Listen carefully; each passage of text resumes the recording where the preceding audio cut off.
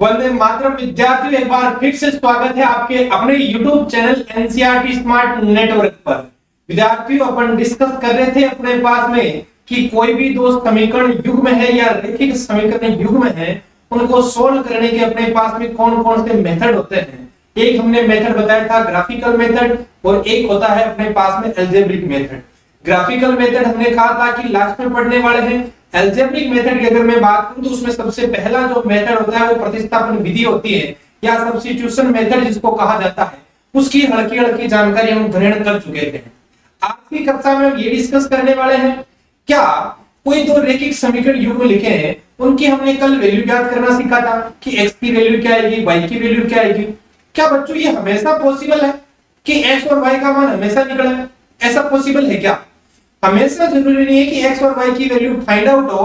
कब कब x y की वैल्यू फाइंड आउट होगी, कब कब x y की वैल्यू फाइंड आउट नहीं होगी, वो आज हम सीखने वाले हैं कि कब तो x का मान आ जाएगा, कब y का मान आ जाएगा, कब अपने पास में ऐसा केस होगा कि दोनों की वैल्यू पॉसिबल ही नहीं होगी। अच्छा, कभी कभी ऐसा भी केस बनेगा जब x और y के एक से अधिक मान भी आ जाएंगे, 5 10 अनंत मान भी आ जाएंगे। ऐसा भी अपने पास पॉसिबल होने वाला है। तो कैसा कैसा सवाल आएगा, कब कब ऐसा होने वाला है, तो लेट्स स्टार्ट अपना टॉपिक है ना। तो स्टार्ट करते हैं अपना भाई। लेट अस सपोज मैं कोई दो तीन इक्वेशंस में आपको कंपैरिजन करवाने वाला हूं, दो तीन इक्वेशन लेने वाला हूं, दो तीन समीकरण लेने वाला हूं, उसमें मैं आपको कंपैरिजन करवाऊंगा बच्चों कि आप कंपैरिजन करो किस किस में हल ज्ञात हो रहा है, किस में नहीं हो रहा है। हालांकि शुरू में आपके साथ में रहने वाला हूं, पर आप मेरे साथ बने रहना, लास्ट तक बने रहना। तो देखिए देखिए समीकरण लिख रहा हूं मैं अपने पास में। पहले मैं दो तीन समीकरणों पर आपको ट्राई करवा देते हैं। लेट्स सपोज समीकरण है मेरे पास में x प्लस y बराबर, एक समीकरण लिखी हुई है 5, और एक समीकरण लिखी है बच्चों x माइनस y बराबर अपने लिखी हुई है, अपने ले लो 4 5 6 ले लो 7 ले लो, ठीक है। x प्लस y बराबर 5 और x माइनस y बराबर क्या है 7। एक समीकरण युग्म मेरे पास में ये है। तीन समीकरण युग्म लिखने वाला हूं, एक तो मेरे पास में ये हो चुका है। समीकरण युग्म दूसरा लिख रहा हूं भाई। उसमें मैं लिख रहा हूं x प्लस, देखो बहुत बहुत सेंसिटिव है अपना ना, x प्लस 2y बराबर में लिख देता हूं 5, और एक में लिख देता हूं अपने पास में x प्लस 2y बराबर में लिख देता हूं 8।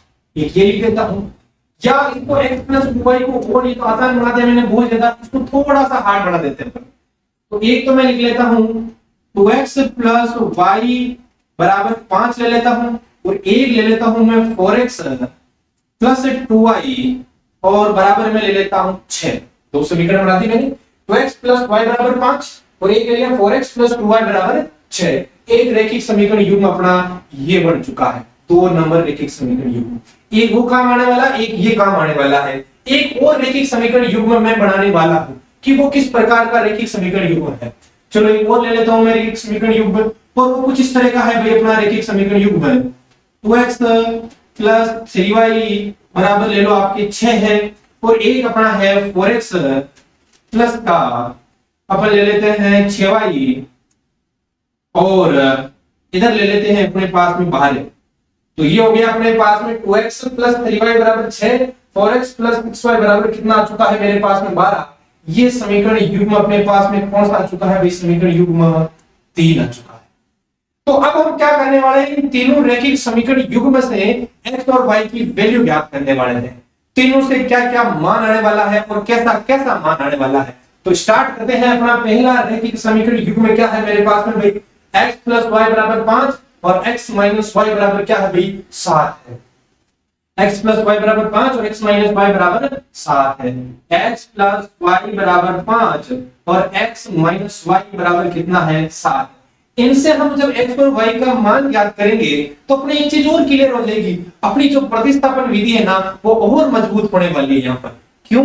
क्योंकि हम प्रतिस्थापन विधि को समझ चुके हैं, उसका बेसिक जान चुके हैं, उससे किस टाइप से सवाल होते हैं वो जान चुके हैं। अब दो चार सवाल और करेंगे तो प्रतिस्थापन विधि को और मजबूताई प्रदान होने वाली है।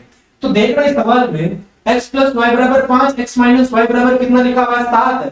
प्रतिस्थापन विधि क्या कहती है बच्चों कि दो समीकरण लिखी हुई है, x और y में लिखी हुई है। अपना काम क्या होगा कि दोनों समीकरणों में से किसी एक समीकरण को उठाएंगे, वहां से या तो x की वैल्यू निकालेंगे या y की वैल्यू निकालेंगे। अगर समीकरण 1 से x का मान निकाल रहे हैं तो वो मान 2 में रखेंगे, अगर समीकरण 1 से y का मान निकाल रहे हैं x के पदों में तो भी 2 में रखना है, अगर 2 से किसी एक का मान निकाल रहे हैं तो 1 में रखना है। ये अपना मेथड था, पूरा माइंड में फिट कर लो, सवाल निकालो इसके। उस सवाल मैंने होमवर्क में भी दिए थे आपको, उम्मीद करता हूं वो किए होंगे आपने। अब देखो मैं क्या करने वाला हूं, ये समीकरण 1 हो गई, ये समीकरण मेरे पास में कौन सी हो चुकी है 2। मैं क्या करूंगा, समीकरण बिल्कुल जीरो लेवल से, समीकरण 1 से किसी एक से भी मान निकाल सकते हैं। समीकरण 1 से मैं क्या करने वाला हूं, x प्लस वाई बराबर क्या लिखा हुआ है 5। यहां से y की वैल्यू निकाल देता हूं, कितनी आने वाली है 5 माइनस बच्चों क्या आने वाला है x। अब ये जो y का मान है वो मैं रख रहा हूं समीकरण नंबर 2 में, तो क्या करूंगा मैं y का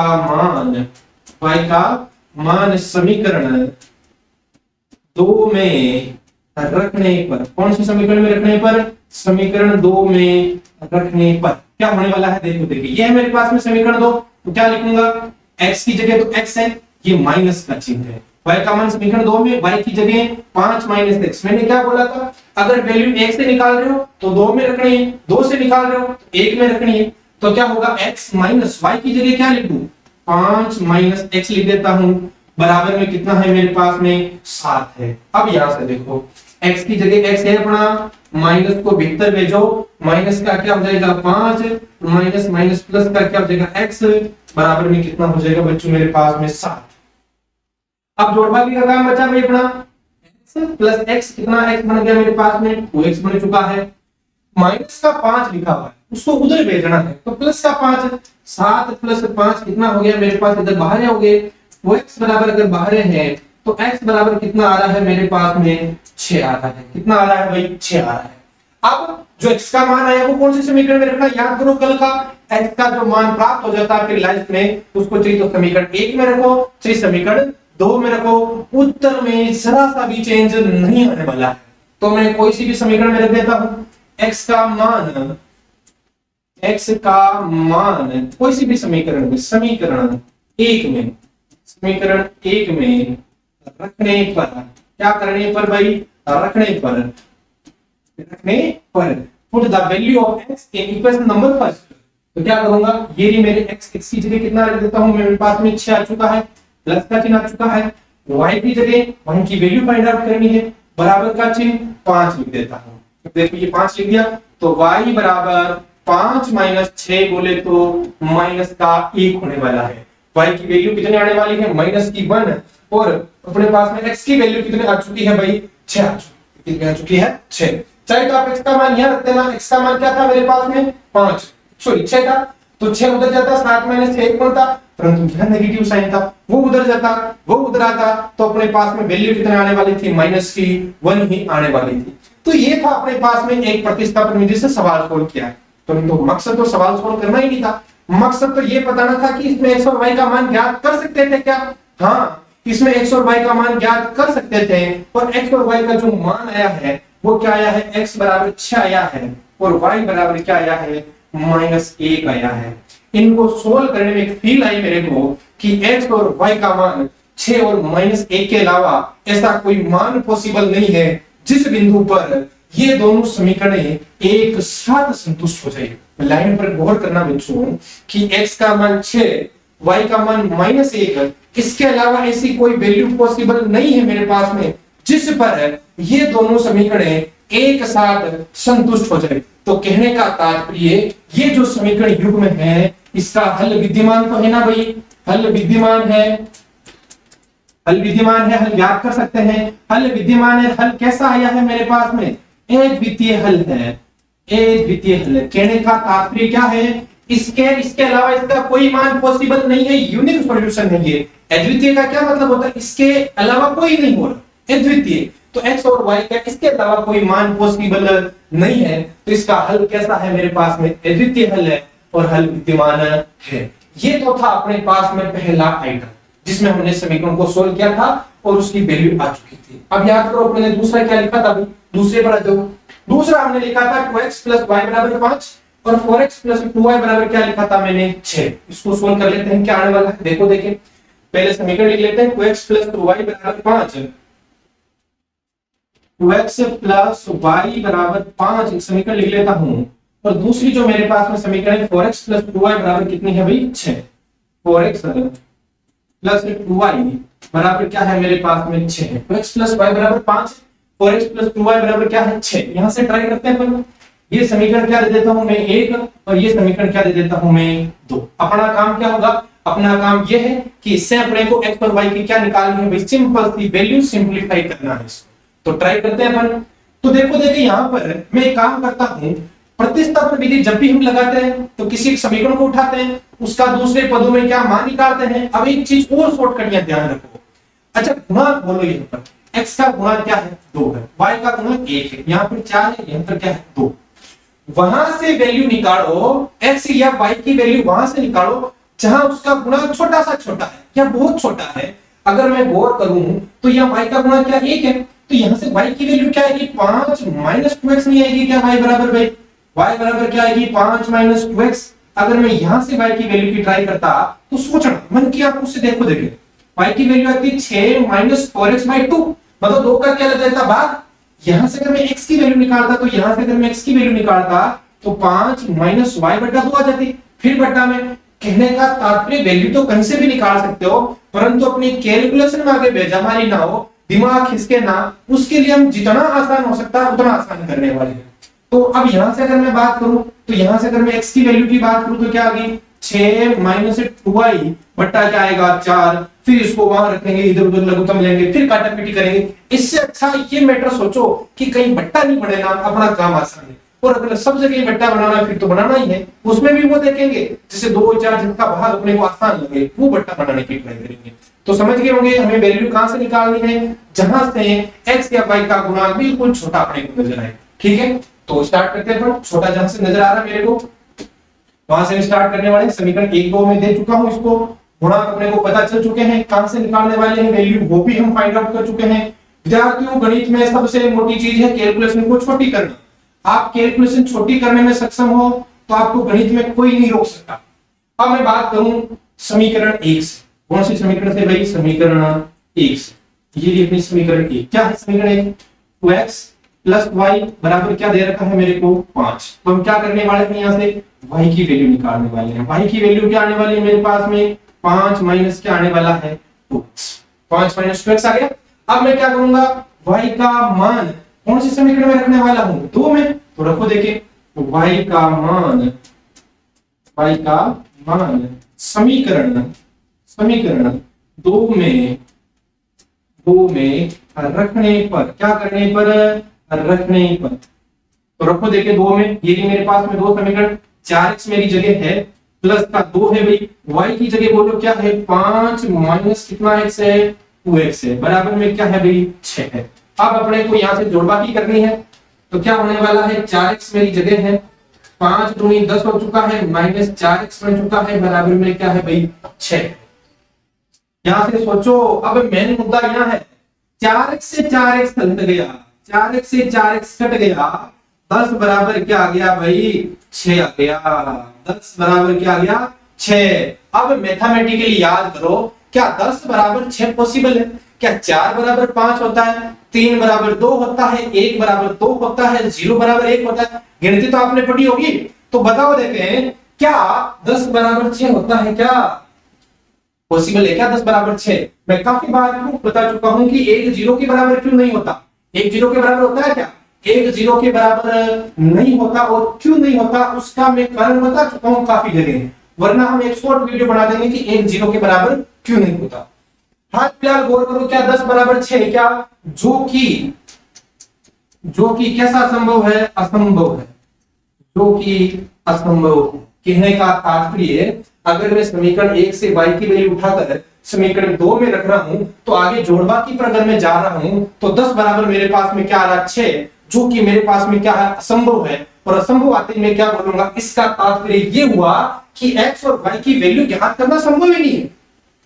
क्या हुआ, x और y की वैल्यू ज्ञात करना संभव ही नहीं है, क्योंकि आगे अपने जाके ऐसी शर्त बन गई जो कि क्या थी, असंभव। अब किसी के दिमाग में ये आ रहा होगा, सर एक काम करो ना, ये y की वैल्यू मत निकालो, x की वैल्यू निकालो, फिर रखो देखिए क्या संभव आ रहा है क्या। चलो ट्राई कर लेते हैं। चलो यहां से देखो, अब बट्टा लगा के मानोगे आप है ना, तो 2x प्लस y बराबर मेरे पास में कितना है 5 है, तो यहाँ से 2x बराबर क्या होने वाला है 5 माइनस वाई, x बराबर क्या होने वाला है 5 माइनस वाई बटा 2। ठीक है, अब ये x का मान कौन से समीकरण में 2 में डायरेक्ट रख रहा हूं, सोचना मन की आंखों से देखो, क्या 4 की जगह 4 रख सकता हूं, ब्रैकेट x की जगह बोलो 5 माइनस वाई बटा 2, बहुत बढ़िया, प्लस का चिन्ह प्लस 2y बराबर मेरे पास में कितना है 6, कोई घबराने वाली बात नहीं है। अब सोचो इसको इससे सलटा दो कितनी बार 2 बार, 2 से गुणा करो 5 दूनी 10 माइनस 2y प्लस 2y बराबर आ गया 6, 2y से 2y और सलटा, क्या 10 बराबर 6 होता है, क्या संभव है 10 बराबर 6, वापस वही आके अटक चुके हैं, 10 बराबर 6 संभव नहीं है, जो कि कैसा संभव है, जो कि असंभव है, कैसा संभव, असंभव है। अब अगर यह असंभव है, उससे भी असंभव आ गया, अब आपका होमवर्क में यह होगा कि अब मैं भी तो भरोसा नहीं कर सकता ना आप पर, तो आप एक काम करो, यहां से x का मान y के पदों में यहां रखो, यहां से y का मान x के पदों में यहां रखो, दोनों वैल्यू ट्राई करो, क्या फिर भी ऐसी सत्य बन रही, जब दो संख्याएं आ रही वो बराबर नहीं होती, तो हम क्या बोलने वाले हैं, जो कि असंभव है। और असंभव से मेरा यही तात्पर्य होने वाला है कि इन समीकरण युग्म से इस समीकरण युग्म का हल क्या नहीं है, हल विद्यमान ही नहीं है, हल विद्यमान नहीं है, या शॉर्टकट में बोले तो नो सॉल्यूशन, या हल ज्ञात करना संभव नहीं है, हल विद्यमान नहीं है। अब अपन ट्राई कर लेते हैं, अपन एक और लिख रखा था, ये और पर डिस्कस कर लेते हैं, पर ये था अपना क्या था, ये इसका क्या बोलो, देखिए वापस में लिख देता हूं, अद्वितीय हल विद्यमान है, हल क्या है, अलग पेन से लिखे ताकि आपको नजर आए,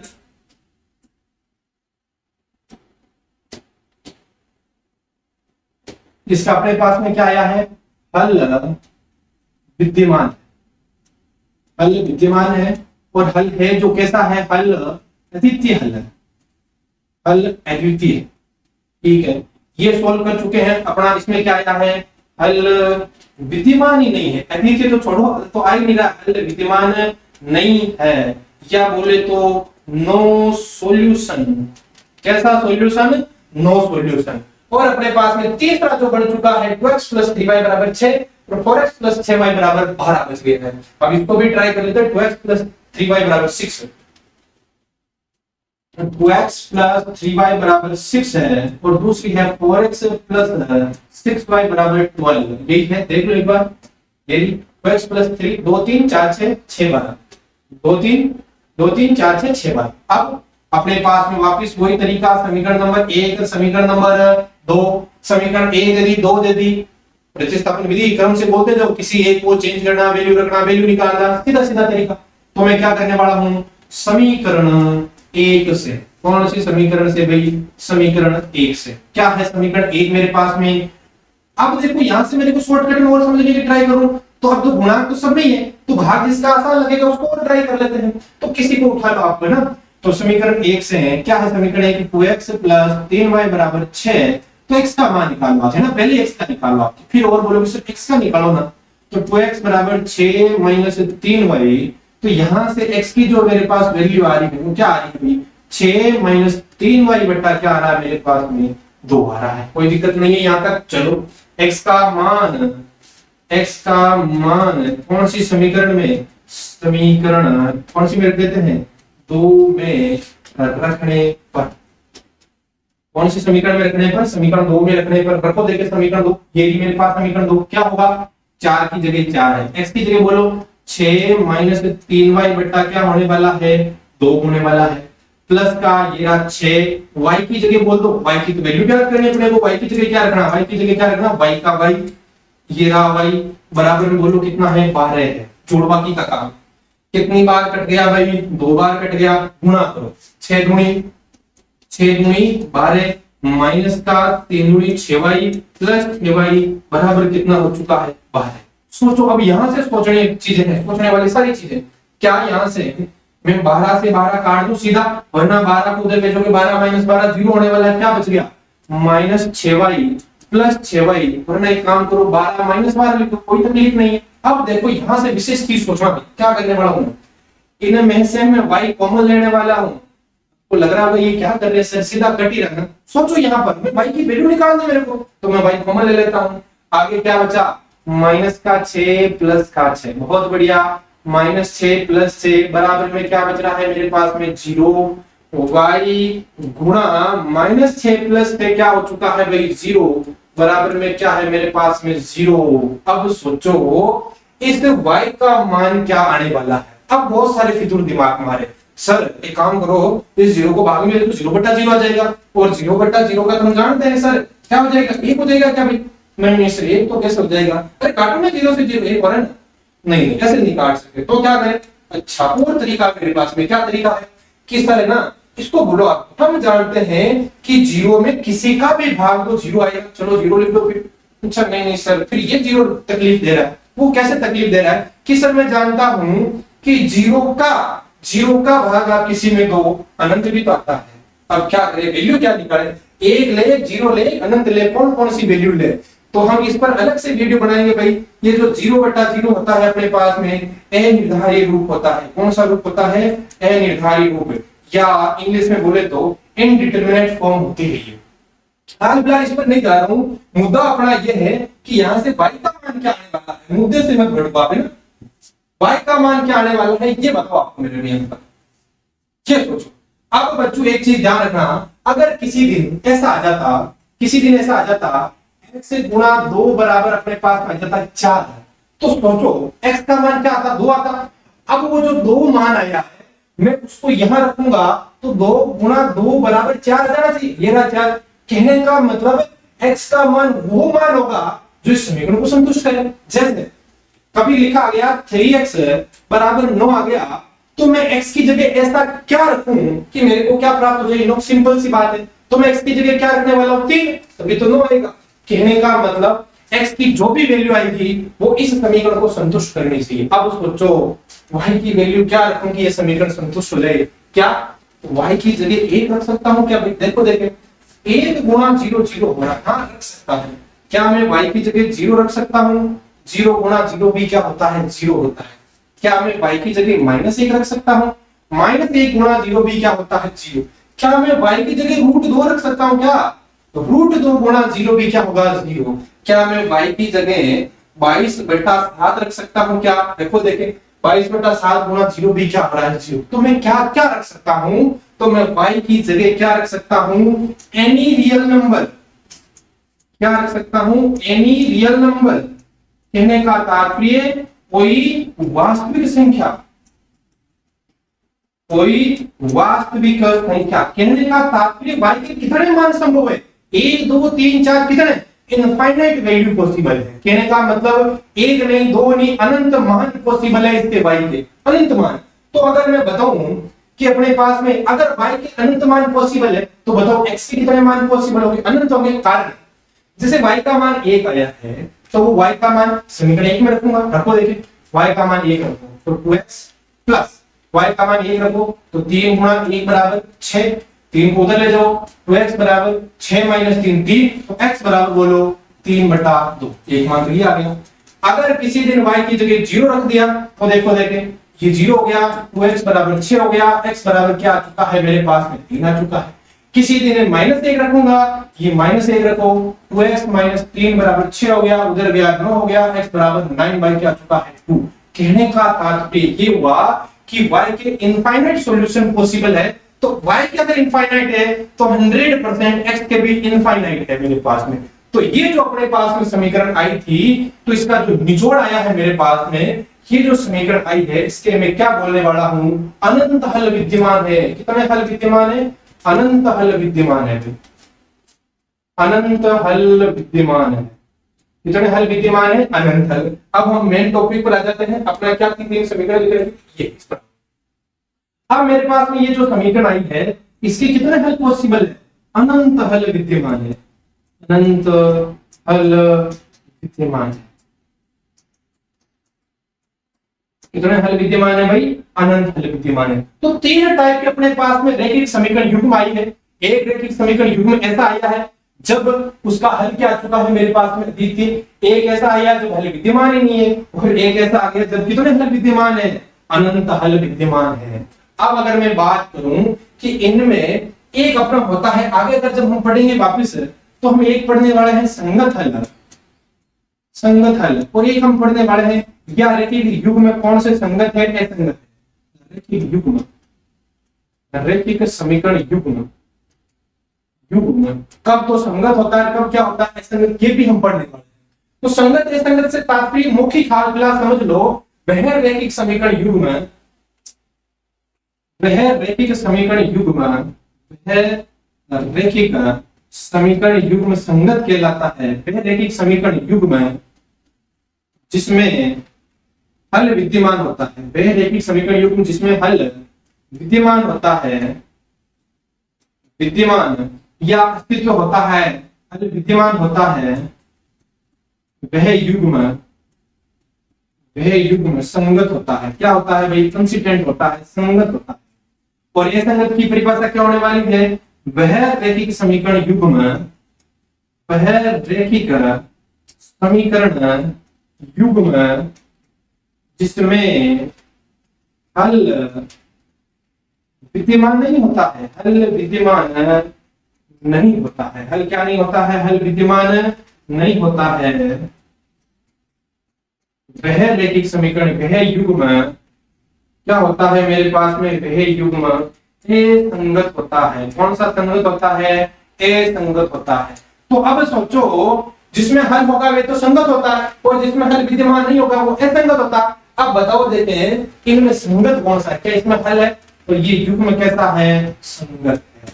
क्या इसमें हल है, क्या विद्यमान नहीं है, तो ये युग्म कैसा है मेरे पास में, असंगत है। अब बताओ देखिए ये युग्म कैसा है, क्या हल विद्यमान है, क्या हल क्या विद्यमान, इसमें तो अनंत हल है, तो ये युग्म मेरे पास में कैसा है भाई, संगत है। और जिस युग्म में अनंत हल विद्यमान होते हैं उन्हें आश्रित बोला जाता है, परंतु संगत तो है कि नहीं है संगत, कारण इसमें हल तो विद्यमान है। और कितने हल विद्यमान है मेरे पास में, इनफाइनाइट सॉल्यूशन विद्यमान है। कहने का मतलब ये संगत है, ये संगत है, परंतु ये युग्म मेरे पास में कैसा है भाई, असंगत है।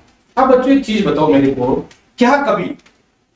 क्या कभी हम सीधे देखते ही बता देंगे कि ये संगत है कि असंगत है, ऐसा तो पॉसिबल है नहीं कि अपने को अभी तो हाल फिलहाल हम सोल्व कर रहे हैं। अगर कभी आगे जाके ऐसा संभव हो जाए कि सर देखते ही अपने को पता चल जाना चाहिए कि ये संगत है, असंगत है, या हल विद्यमान ही नहीं है, या अनंत हल है, या इसमें अद्वितीय हल है, ऐसा कुछ जुगाड़ कर दो ताकि हमारा काम आसान हो जाए, तो उसका भी जुगाड़ है अपने पास में, उसकी पहचान देखना।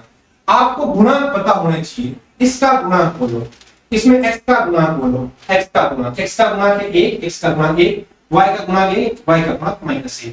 इसका बट्टा बोलना, इन दोनों x के गुणांक का बट्टा, y के गुणांक का बट्टा बोलो, क्या आ रहा है, क्या दोनों बराबर है, क्या ये दोनों बराबर नहीं आ रहे मेरे पास में। इसका x गुणांक y गुणांक दोनों का अपॉन ले लो, ये दोनों आपस में बराबर नहीं है क्योंकि एक नॉट इक्वल टू -1 है। और किसी दिन ऐसा पॉसिबल हो गया कि दो रैखिक समीकरण युग्म में x का अनुपात y का अनुपात अगर बराबर नहीं आया तो रैखिक समीकरण युग्म के हल क्या होने वाले हैं, अद्वितीय हल होने वाले हैं। हल विद्यमान होगा और कैसा होगा, अद्वितीय हल होगा। अब इसकी बात कर लेते हैं, इसका x का गुणांक बोलो 2, नीचे वाले में x का गुणांक 4, 2/4, y का गुणांक 1/2, आगे इसको अच्छे को बाद में देख लेंगे, 2 से 2 ये कट गया, 1/2, इसको बोलो 1/2, क्या 1/2 बराबर 1/2 आ गया क्या मेरे पास में। अब आगे की कड़ी में चलता हूं मैं, ये देखो क्या आ रहा है 5 क्या आ रहा है 6, तो देखो 1/2 अचर पद की भी तुलना करनी है, 5/6, ये दोनों तो आपस में बराबर है परंतु ये आपस में बराबर नहीं है, और ऐसा होते ही हम क्या बोलते हैं, हल विद्यमान नहीं है। इस कड़ी पर आना, इस कड़ी में देखो तुलना करो, 2/4 है मेरे पास, आगे 3/6 है मेरे पास, उससे आगे 6/12 है मेरे पास। अब देखो ये हो गया मेरे पास में 1/2, ये मेरे पास में 1/2, फिर ये भी मेरे पास में कितना है 1/2। हकीकत में अगर हम गौर करेंगे ना, ये समीकरण एक ही है। कैसे देखो यहां से गौर करो तो 2 कॉमन आ रहा है मेरे पास में, कितना कॉमन आ रहा है भाई 2, तो क्या बचेगा 2x प्लस क्या बचेगा 3y, 2 को कॉमन है उधर भी रख दूंगा 12 में, 12/2 क्या होने वाला है, क्या ये समीकरण अलग अलग है क्या, ये समीकरण तो एक ही है। कहने का तात्पर्य इस समीकरण को इस समीकरण में कोई चेंज नहीं है। तो ऐसे समीकरणों के हल कितने होते हैं, अनंत होते हैं। या मैं ऐसे तुलना करके भी बता सकता हूं कितने हल होने वाले हैं मेरे पास में, अनंत हल आने वाले हैं। तो अपने पास में सर ये तो चलो ये जुगाड़ हुआ, अब मैथमेटिकली समझा दो ताकि अपने सारी प्रॉब्लम क्लियर हो जाए। तो मैथमेटिकली इसको देखना भाई क्या होने वाला है। मैथमेटिकली माना रैखिक समीकरण युग्म, माना रैखिक समीकरण युग्म, माना रैखिक समीकरण युग्म इस तरीके है a1x plus b1y plus c1 बराबर 0, a2x plus b2y plus c2 बराबर क्या होने वाला है 0। ये मेरे पास में क्या आने वाली है, रैखिक समीकरण युग्म आने वाला। आगे अब देखो, देखें अब क्या क्या करते हैं मेरे पास में, अद्वितीय हल, हल विद्यमान नहीं, अनंत हल। अब एक चीज सोचो, अगर हम इसको ग्राफ से भी समझ लेना तो सारी टेबल अपने एक साथ बन जाएगी, संगत हल असंगत भी अपने एक साथ बन जाएगा। तो अगर मैं ट्राई करूं इसका ग्राफ से देखो, हाल फिलहाल हालांकि हमने ग्राफ नहीं पढ़ा पर हल्की हल्की जानकारी तो बता हमें ग्राफ की। ये अपने पास में एक्स होता है, ये मेरे पास में वाई होता है, ये मेरे पास में एक्स डैश है, ये मेरे पास में वाई डैश है। नॉर्मल नॉर्मल जानकारी पता है तो अपना जुगाड़ होने वाला है। ग्राफ बिना पढ़े हम सारे चैप्टर कर लेंगे, ग्राफ तो अपने का लास्ट पार्ट बचेगा जब ग्राफ बनाना सीखेंगे, बाकी खत्म होने वाला पूरा चैप्टर। लास्ट में ग्राफ इसलिए ताकि स्केल अपना लास्ट में आपको जो वापस आए और स्केल अपना लेके बैठो और ग्राफ वगैरह लेके बैठो, ग्राफ बना। तो ना शुरू में मैं आपको ग्राफ मंगवा देता था, शुरू में खर्चा करवा दिया आपने, तो उससे अच्छा हम लास्ट में करने वाले ना। अब देखो एक्स वाई हो गया, एक्स डैश वाई डैश हो गया। अब ग्राफ का तरीका, ये अपने पास में ओरिजिन होता है मूल बिंदु, इधर कोई पॉइंट ले लेते हैं 1 2 3 4 -1 -2, इस प्रकार के पॉइंट पड़े मन की आंखों से देख लेना। मैं पूरा ग्राफ ड्रॉ नहीं कर रहा हूं, अब मैं क्या कर रहा हूं, कुछ लाइन ड्रॉ कर रहा हूं। एक रेखा, ये द्विविमी है भाई, द्विविमी है जिसमें दो विमान है। एक रेखा कुछ इस तरह की बना दी मैंने, ये एक रेखा है, और एक रेखा मैंने अपने मन से कोई बना दी, ये इस प्रकार की रेखा बना दी, कोई रेखा बना दी, दो रेखाएं बना दी मैंने। अब इन दोनों रेखाओं पर अगर आप गौर करोगे कि एक बिंदु पर कट करिए, दोनों रेखाएं कितने बिंदु पर कट करिए, एक बिंदु पर। अब एक चीज सोचो, अब मैं अगर आपसे ये पूछूं, मेरा सवाल सुनना बिल्कुल गौर से, इन दोनों रेखाओं में ऐसे कितने बिंदु हैं जो दोनों रेखाओं को एक साथ संतुष्ट करते हैं। अपना हल वही होता है ना भाई, सिंपल सा तरीका यही है।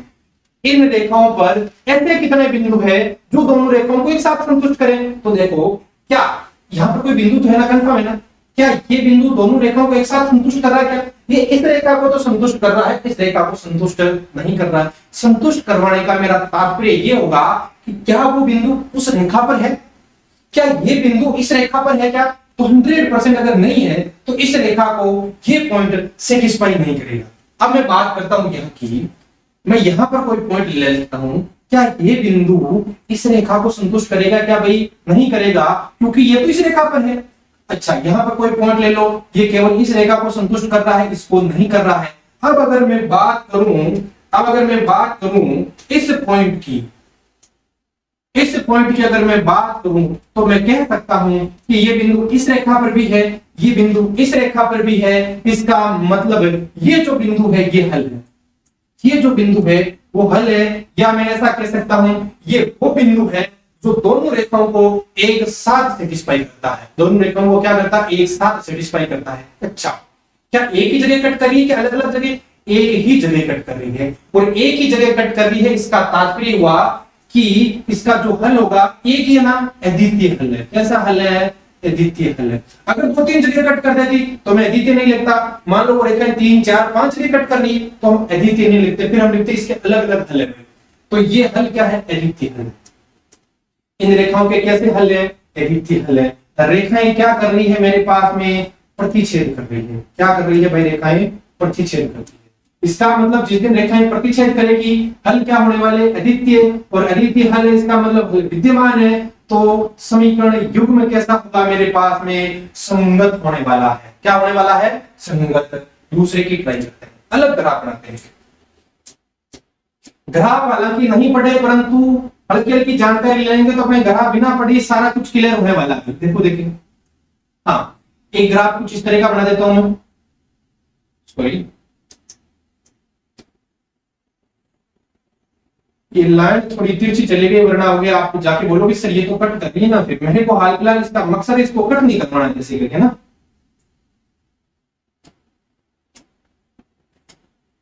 एक्स ये अपने वाई डैश होगा, इधर वाई हो चुका है, इधर अपने पास में x है, इधर x जैसे नहीं क्लास में हल्का हल्का पढ़ा होगा, इधर धनात्मक होता है x का मान, इधर y का मान धनात्मक, इधर x का ऋणात्मक, इधर y का ऋणात्मक, ये हल्का हल्का पहले चतुर्थांश में दोनों प्लस या x माइनस y प्लस या दोनों माइनस या x प्लस y माइनस, ये आपने पढ़ा होगा। अब मैं दो रेखाएं बना रहा हूं, गौर करना देखिए। अब देखो इन दोनों लाइनों पर गौर करो आप। अनंत तक जा रही है भाई, रेखा होती है तो दोनों साइड अनंत तक बढ़ती है, किरण होती है एक फिक्स बिंदु से स्टार्ट होती है फिर अनंत तक जाती है। रेखाखंड क्या होता है, जिसकी लेंथ फिक्स होती है, लाइन सेगमेंट जिसको कहा जाता है। तो ये दो रेखाएं पड़ी हुई। अब अपने को हल निकालना है। हल क्या होता है कि वह बिंदु जो दोनों रेखाओं को एक साथ संतुष्ट करे, वह बिंदु जो दोनों रेखाओं को एक साथ संतुष्ट कर देता है, तो वह बिंदु अपने पास में क्या कहलाता है, उसका हल। तो ढूंढो, देखे यहाँ पर ऐसे कितने बिंदु है जो दोनों रेखाओं को एक साथ संतुष्ट करते हैं, ढूंढने की ट्राई करते हैं।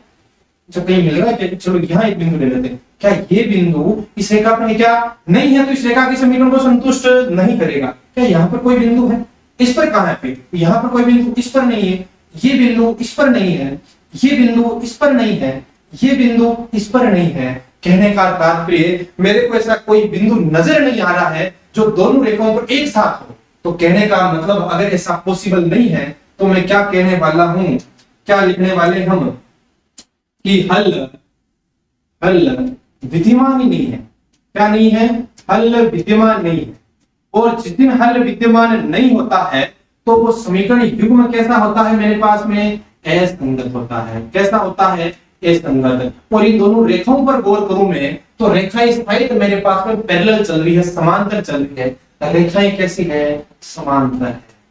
तो सारी चीजें क्लियर हो रही है अपने पास में। रेखाएं कैसी है मेरे पास में, समांतर है। ना तो हल विद्यमान है, असंगत है, और रेखाएं कैसी है, समांतर है। यहाँ पर प्रतिच्छेद करती है, हल अद्वितीय है और समीकरण युग्म के साथ संगत है। यहाँ पर हल विद्यमान ही असंगत है और समीकरण ये कैसे है, समांतर है। अब लास्ट पर डिस्कस कर लेते हैं, एक और ग्राफ बना लेते हैं, अपना काम फिर खत्म होगी।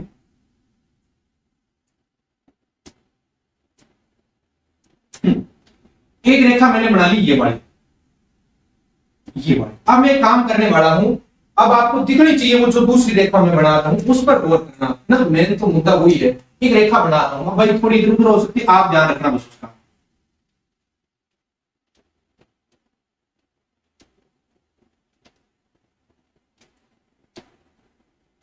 थोड़ी इधर उधर हो तो आप संभाल लेना भाई इसको ना।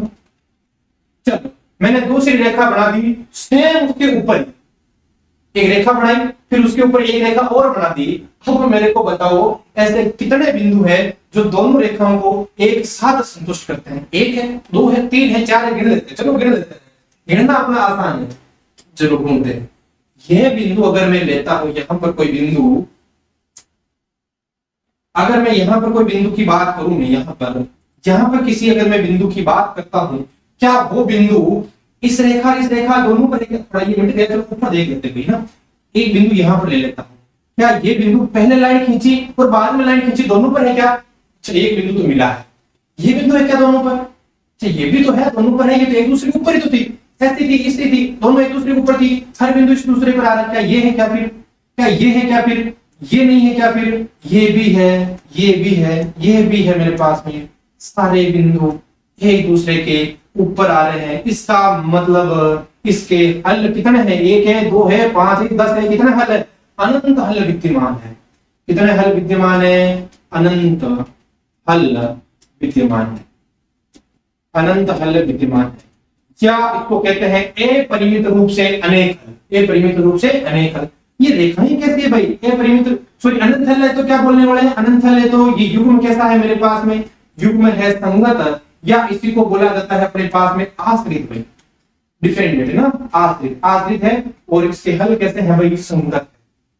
अब युग्म संगत हो गया। ये रेखाएं कैसे एक दूसरे के ऊपर टिकी हुई रेखाएं हैं, उन रेखाओं को क्या बोला जाता है? संपाती बोला जाता है। क्या बोला जाता है? वो इंसिडेंट होता है वही अपने पास में संपाती है। रेखाएं संपाती है, अनंत हल है, संगत है। ये हम पढ़ चुके हैं। अब क्लियर हुआ होगा, दो रेखाएं प्रतिच्छेद करेगी तो एक ही बिंदु पर प्रतिच्छेद कर रही है तो हल अद्वितीय है। दो रेखाएं समांतर जा रही है, कहीं एक दूसरे को काटेगी क्या? नहीं काटेगी तो हल विद्यमान नहीं है। दो रेखाएं एक दूसरे के ऊपर ही टिकी हुई है बिल्कुल, तो कितने बिंदु एक दूसरे पर है? अनंत पॉइंट है, उस टाइम उनका हल क्या होने वाला है? अनंत होने वाला है। तो हम इसको एक टेबल में पूरा क्लियर करने वाले हैं भाई, एक टेबल में। ये था अपने पास में। माना रैखिक समीकरण युग्म ये है। अब देखो इसकी टेबल क्या बनने वाली है, इनके अनुपातों की हम तुलना करने वाले हैं। पहले अनुपातों की और तुलना की थी हमने, जैसे मैं अनुपातों का बताऊं तो हमने तुलना तो की थी यहाँ पर। ये देखो 1/1 ये बराबर नहीं है, ये बराबर है, या ये दोनों बराबर, तीसरा बराबर नहीं है, तो क्या क्या होने वाला था, ये था तो हल विद्यमान नहीं थे। अब अगर हल विद्यमान नहीं है, हल विद्यमान नहीं है तो इसमें देखो हल विद्यमान नहीं तो रेखाएं कैसी है, समांतर है। अगर अनंत हल है, सॉरी अनंत हल है तो रेखाएं कैसी है, समपाती है। अद्वितीय हल है तो रेखाएं एक दूसरे को क्या करने वाली है, प्रतिच्छेद करने वाली है। अब हम इसकी टेबल बना लेते हैं ना, अब अपना काम आसान हो चुका है। टेबल बना लेते हैं इसकी, थोड़ा बहुत लिखा हुआ मिल जाए मेरे को। कहाँ लिखा था अभी, हमने थोड़ी देर पहले लिखा था, गरीब है कहाँ चला गया, ये मिल गया ना।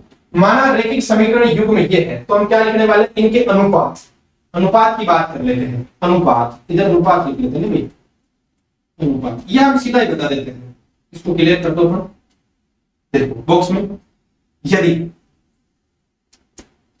यदि शॉर्ट में यदि क्या होने वाला है, a1 बटा a2, a1 बटा a2 not equal to x y y, b1 बटा b2, a1 बटा a2 not equal to b1 बटा b2। एक से बताने वाला हूं मैं, देखो देखें a1 बटा a2 not equal to b1 बटा b2, तो रेखाएं, सॉरी अपने हल क्या है, अद्वितीय हल है, युग्म संगत है, और अद्वितीय हल होता है तो रेखाएं क्या करती है अपने पास में, ये देखो देखें रेखाएं क्या करती है, एक दूसरे को प्रतिच्छेद करती है। तो वही लाइन लिखने वाला हूं मैं, यदि a1 बटा a2 not equal to b1 बटा b2 तो हल अद्वितीय होता है। हल क्या होता है, अद्वितीय है। यहां ऊपर ऐसे लिख लो, अगर वो यहां लिखना चाह रहा है हल, तो हल कैसा है मेरे पास में, अद्वितीय, अद्वितीय है। मतलब इसके अलावा कोई हल अपने पास में नहीं है। यदि ये है तो हल बन चुका अपने पास में।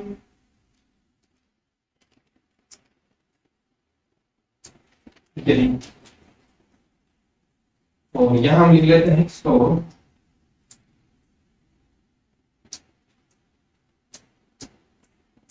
हल क्या होने वाला है, हल अद्वितीय होने वाला है। आगे की बात कर लेते हैं अपन,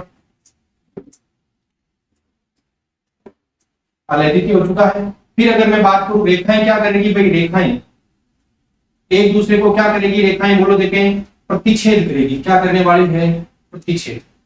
रेखाएं एक दूसरे को क्या करने वाली है, प्रतिच्छेद। और युग्म कैसा होगा मेरे पास में, संगत होगा। युग्म कैसा होने वाला है मेरे पास में, संगत। अगर मैं बात करूं यदि शर्त नंबर 2 की, a1 बटा a2 बराबर b1 बटा b2 not equal to c1 बटा c2, अगर मैं लिख देता हूं a1 बटा a2 बराबर b1 बटा b2 not equal to c1 बटा c2, तो हल मेरे पास में क्या होगा, कोई हल नहीं होगा, या हल विद्यमान नहीं होगा। हल विद्यमान नहीं होगा, हल विद्यमान नहीं होगा, हल विद्यमान नहीं होगा। रेखाएं कैसी होगी मेरे पास में, समांतर होगी। पहले पढ़ चुके हैं रेखाएं क्या होने वाली, समांतर, और कोई हल नहीं है तो युग्म मेरे पास में कैसा है भाई, एस। तीसरा क्या लिखेंगे, a1 बटा a2 बराबर b1 बटा b2 बराबर c1 बटा, अगर c2 हो गया तो मैं क्या लिखने वाला हूं, a परिमित रूप से अनेक हल, a परिमित रूप से अनेक हल, a परिमित रूप से अनेक हल मतलब इनफाइनाइट हल, a परिमित रूप से अनेक हल। रेखाएं कैसी होने वाली है मेरे पास में, संपाती होने वाली है। और युग्म कैसा लिखते हैं हम, आश्रित है, और आश्रित के ब्रैकेट में हम क्या लिख सकते हैं भाई, संगत है। क्या है मेरे पास में, संगत है। तो ये था आज का निचोड़ जो हमने जाना है, कब अपने पास में समांतर होती है, कब अपने पास में प्रतिच्छेद करती है, और कब अपने पास में क्या होती है भाई, संपाती। तो ये आज का निचोड़ था, इसको ध्यान रखना विशेष। इसकी ये टेबल आप बना सकते हो, इससे आप डायरेक्ट कंपैरिजन भी कर सकते हो कौन कौन सी रेखाएं संपाती आश्रित होने वाली है। और ये अगर आप लिखना चाहो तो ये भी लिख लेना, वे रेखीय समीकरण युग्म जिसमें हल विद्यमान होता है वे युग्म संगत होता है, जिसमें हल विद्यमान नहीं होता वे युग्म असंगत होता है। इसका मतलब जिसके ए परिमित रूप से अनेक हल है वो भी क्या है अपने पास में, संगत ही है भैया, संगत। और ये टेबल आप ध्यान रखना। और आगे की क्लास में अब हम प्रतिस्थापन विधि 3.2 एक्सरसाइज डिस्कस करने वाले हैं। बहुत बहुत धन्यवाद।